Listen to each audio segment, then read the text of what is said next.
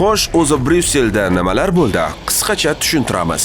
Yevropa Kengashi bosh qarorgohida O'zbekiston Yevropa sammiti bo'lib o'tdi. Yetakchilar huzurida O'zbekiston Respublikasi bilan Yevropa ittifoqi o'rtasida kengaytirilgan sheriklik va hamkorlik to'g'risidagi bitim imzolandi. Bitim 9 ta bo'lim, 356 ta modda va 14 ta ilovadan iborat. U ikki tomonlama munosabatlarning deyarli barcha sohalarini qamrab oladi hamda siyosiy muloqotni mustahkamlash, savdo va investitsiyalar, barqaror rivojlanish, fan va ta'lim, innovatsiyalar va yuqori texnologiyalar, atrof muhit hamda iqlim o'zgarishiga alohida e'tibor qaratgan holda barcha o'zaro manfaatli yo'nalishlarda hamkorlikni rivojlantirish uchun keng qamrovli huquqiy asosni shakllantiradi. Shundan so'ng O'zbekiston Respublikasi Prezidenti, Yevropa Kengashi Prezidenti Antonio Costa hamda Yevropa Komissiyasi Prezidenti Ursula von der Leyen bilan uchrashdi. Tomonlar O'zbekistonning Jahon savdo tashkilotiga a'zoligi bo'yicha Yevropa ittifoqi bilan ikki tomonlama muzokaralar yakunlanganini ham olqishladilar. Barcha darajalarda faol, sermahsul muloqot va almashinuvlar amalga oshirilayotgani katta mamnuniyat bilan ta'kidlandi.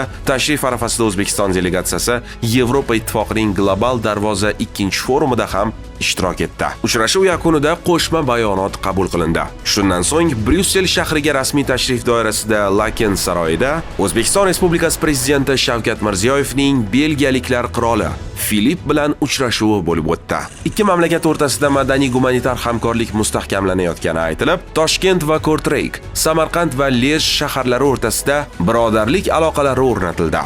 Kortreykda buyuk alloma bobomiz Abu Ali ibn Sinoning byusti ochildi. Uchrashuv yakunida davlatimiz rahbari qirol Filipni tashrif bilan O'zbekistonga taklif qildi. Keyin esa Mirziyoyevning Belgiyaga rasmiy tashrifi yakunlanib, prezident Toshkent shahriga jo'nab ketdi.